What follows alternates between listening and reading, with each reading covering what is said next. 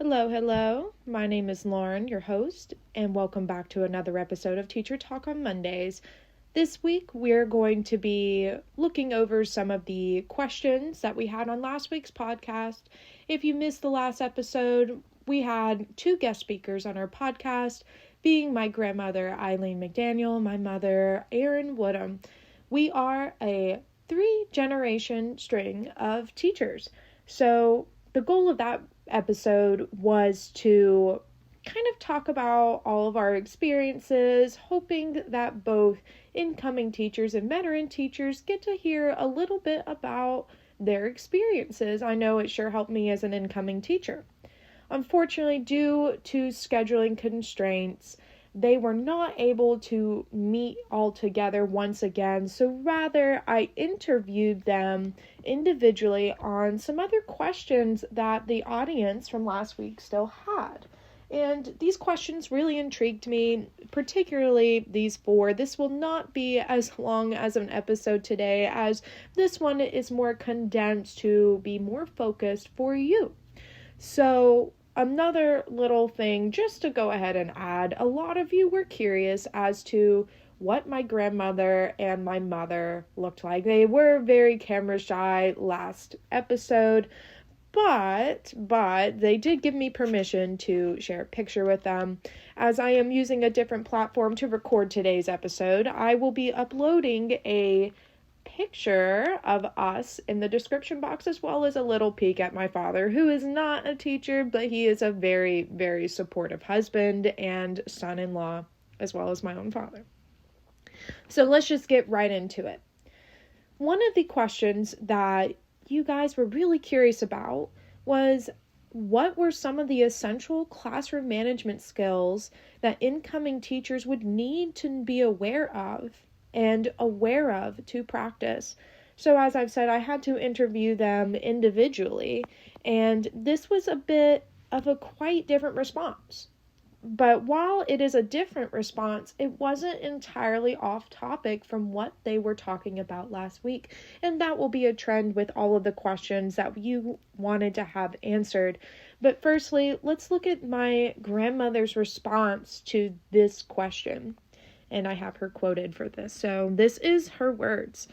She said, "Back in my day, classroom management was all about presence and consistency." And she did quite emphasize a lot about being present with your present with your students.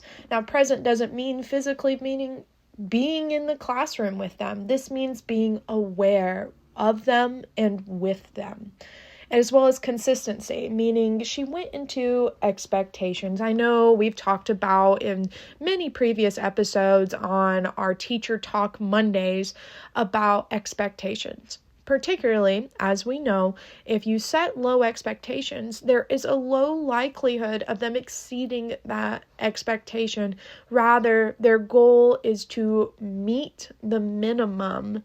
And, we also talk about sometimes students feel more inclined to get a passing grade as opposed to accumulating all these skills in their education. All of these concepts that we talk about, all these concepts that we are dedicated to supporting them with. So she really wanted to emphasize that to you. But she also said, you have to walk into a room with confidence and set those clear expectations from the very first day. So they're not necessarily in shell shock when week 2 comes around and boom, all of these high expectations immediately hit them. I know we must be afraid to, and this is just my own reflection as I'm breaking down her response for you, but you don't want to put them in that shell shock. Introduce yourself and your expectations from day 1. This is just so they are automatically getting into the groove of it's another school year. It's a new school year, a new teacher, new experiences. But with those new experiences, there are going to be some rules to follow. And there's also going to be an attitude that's going to be present in the environment of the classroom, which will be positive, but it will also be respectful. as well as, going beyond just turning in our assignments and on time. I know as myself, as a grad student now, scheduling can be a struggle, but emphasizing to students that it is of your best interest to get the most out of making sure that you are turning in your assignments, being diligent with your coursework, participating in the class. This extends over into showing me, or showing my grandmother as well, and I'm sure my mom will get into her response in just a moment, but just allowing them to help us show where we need to support them. Let's continue with her response. A firm but gentle demeanor went a long way. Students needed to understand the rules and trust that you were fair, or she was fair. It was also crucial to be prepared. If you didn't have a plan, the kids would sense it immediately and take advantage of the situation. Building relationships was important too. When students knew that you cared about them and their individual education, they were more likely to respect the boundaries you set. And I thought she ended that response very beautifully with talking about the care being an essential classroom management skill. We tend to feed off of each other's energy, and that vibe that we set in the classroom should always be focusing on what she mentioned in last week's episode, the purpose of education. The purpose is for our students. And I'll further extend it over into showing them the skills through how you care, to when they reach their adult lives being a knowledgeable, contributive, and critically thinking / problem solving citizen in our democracy.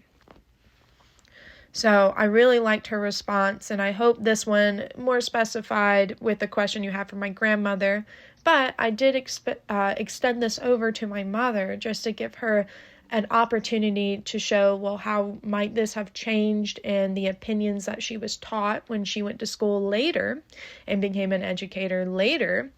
And she responded that she completely agreed with my grandmother, but that she wanted to add that today's teachers also need to master flexibility and cultural awareness. She went into a little tangent, I will have to admit, about the influx of immigration from various different countries. And this brings in different languages, different attitudes, different experiences, and different expectations. But we must not prohibit them or limit them in their education. Rather, we need to exercise awareness, and we need to exercise bringing that in to really stress the individualized education that we must be giving as teachers. She continued to go on to say, you have to know that every student comes from a different background, and what works for one is not necessarily going to work for another student. Technology is a big factor now, and sometimes it can be a distraction.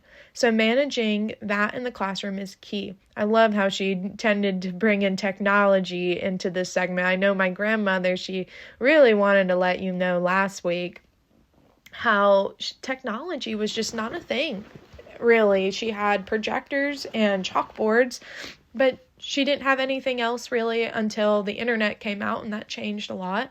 And as we know, with even today in our classrooms, especially veteran teachers listening out there, this far extends now having whiteboards. We have computers in our classroom. We have smart boards in our classroom.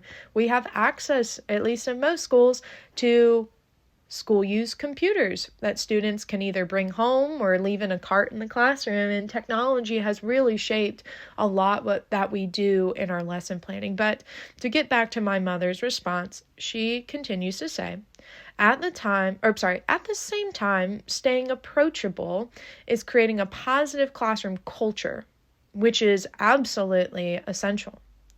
If the students feel safe and respected, they're more likely to follow your lead and give their education in a trustful manner in your own hands.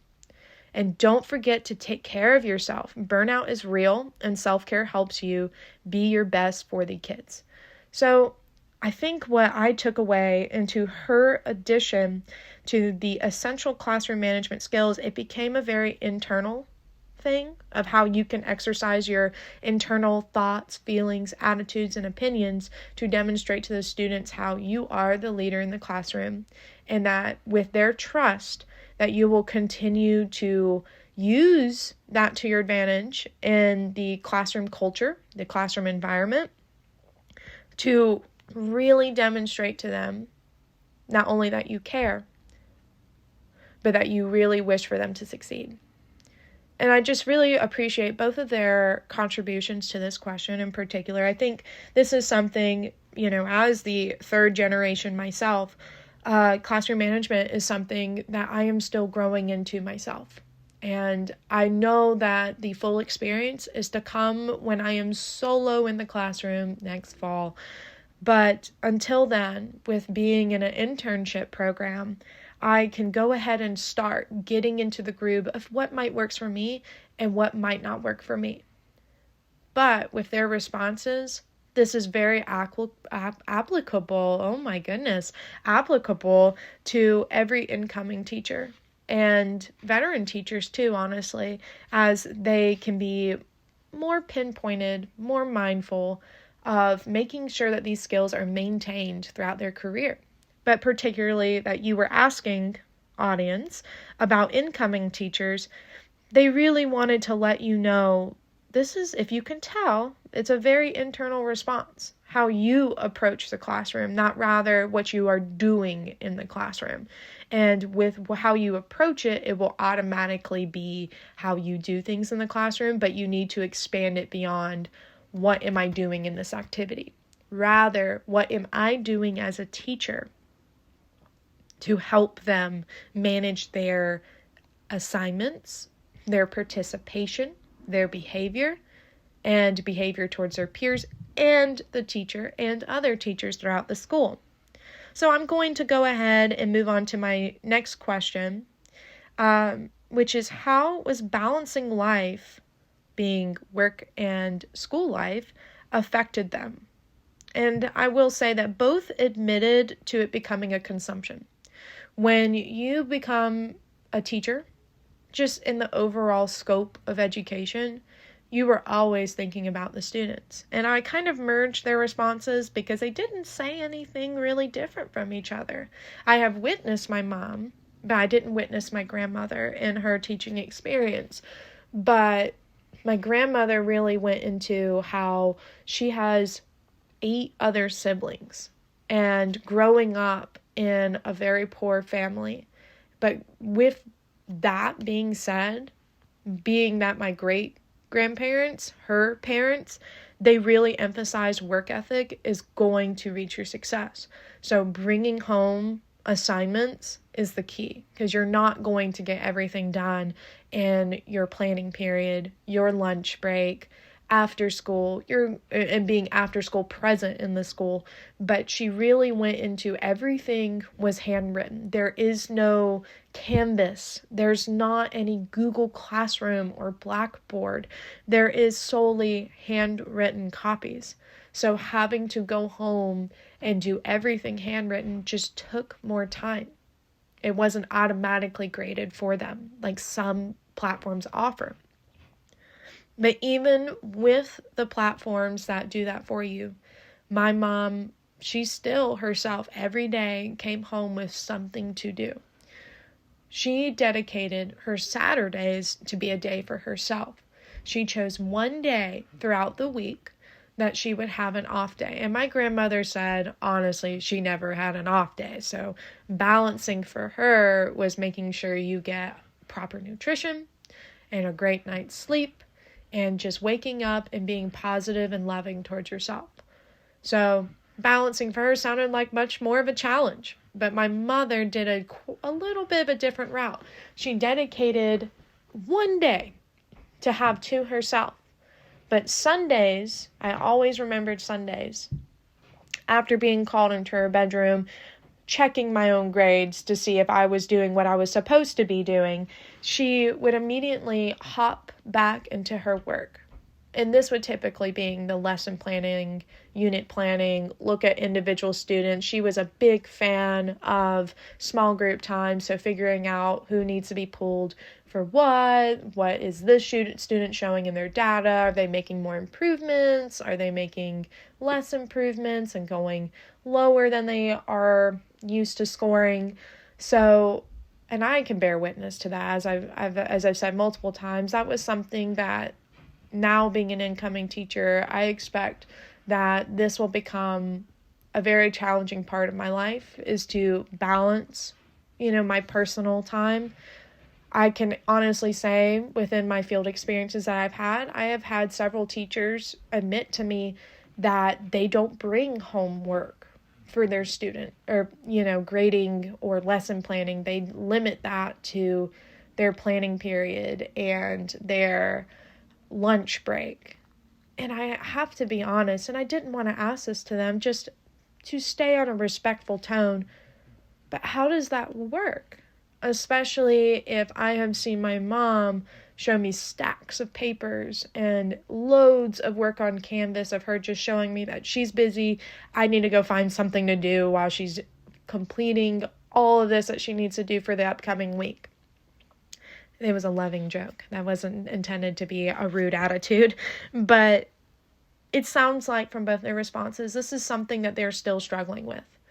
My mom now works for AmSty at Troy University. If you missed last week's episode, and my grandmother was a retired Department of Education employee from the state of Florida. She now does work with teachers in McCullough County, and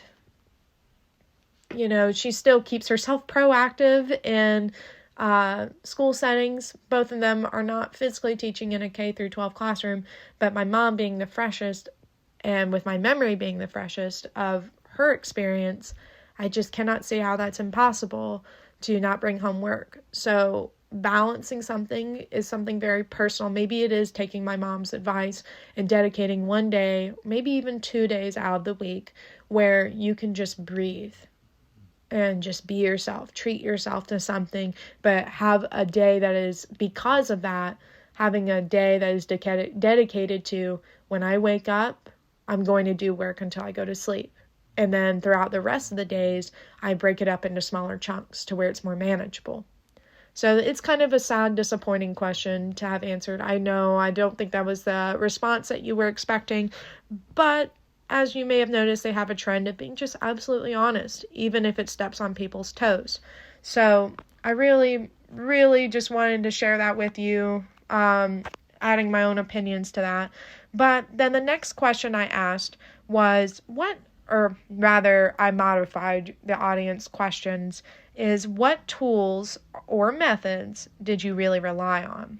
And I noticed that this was a common question that the audience asked, and I think this is out of curiosity, particularly for incoming teachers that have not had a solo experience in the classroom, because this is a big question even I have. What was the common one that was used that worked best consistently? So let's look at my grandmother's response. She said, when I was teaching, as I've said in the previous episode, we didn't have the fancy schmancy technology like you do now. I relied heavily on the chalkboard and textbooks, along with supplementing it with activities, maybe it's a worksheet or a read-along.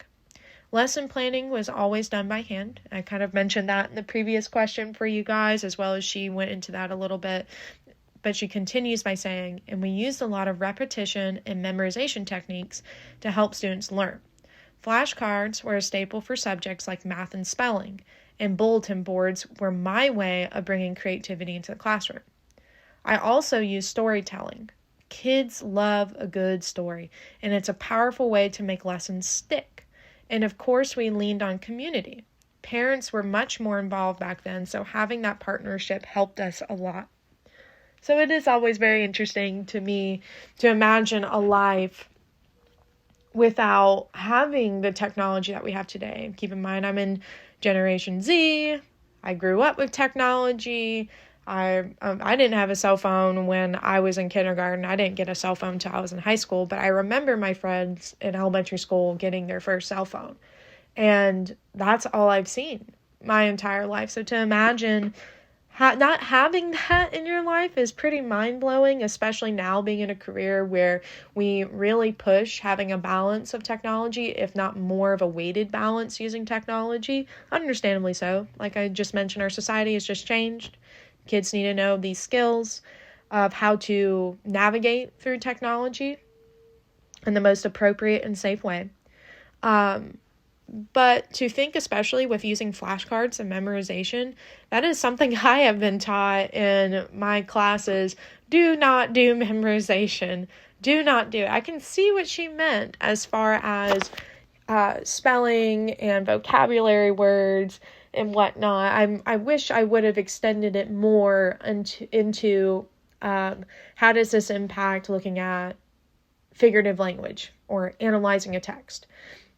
So maybe I'll have to ask that in our next episode and just do like a brief intro to sum it up. We'll have to see. If not, I can always put this in a little commentary description box in our next episode. I won't have time to do it in this episode. But I guess it's just like, the no that we know now was a common practice back then. So that's very interesting to hear from her. And my mother, she responded, "My teaching experience has been very different. I've relied on tools like whiteboards, projectors, computers, and smart boards, and so on. Technology has completely changed the game. I use tools commonly like PowerPoint, Canva if I want to be more creative, any sort of educational software that was commonly used in my grade level by other teachers, and now even apps like Google Classroom." And she also said this was her favorite. They did not have access to Canvas at her school district, so they used Google Classroom. If I'm not mistaken, I think she said now that she's teaching at Troy University, she heard from her colleagues that they now have Canvas, but she's seen Canvas. She recently got her master's, and she says that she prefers Blackboard and Google Classroom, which is funny at the same time because I've only had experience with Canvas, and I like it pretty much. But she said Google Classroom, it really helped her make lessons more interactive and online. And this goes beyond just using computer games like Kahoot, quizzes, Blooket. This went into web searches, interactive text, audio. Like this made it more accessible to use the different learning types, particularly kinesthetic. She goes on that these interactive essence of technology, it really helped keep her students engaged. But beyond technology, I've always relied on collaboration. Group work and peers, peer learning was her favorite method for students to develop their skills to learn from each other. Particularly, she would group her students at a high-low. So students were receiving different skills to help each other. All hands on deck kind of deal. She said as well as this just kind of also, I apologize, my questions just blurred up on my screen. Bear with me 1 second while we have a technological issue. Bingo, we got it back. Okay, so she continues on to say, I also value hands-on activities because kids remember experiences better than lectures. Direct instruction was not something I was taught in college. Rather, we shifted to more student-centered concepts. And this was a game changer as I learned from my mentor more direct instruction. She had a lot more veteran experience than I have, but student-centered instruction, like I was taught in college, became my favorite, and she kept saying favorite maybe like 5 times, for engaging students in her lessons. That said, the most important tools are the relationships you build and the ability to adapt your methods to meet your students' needs.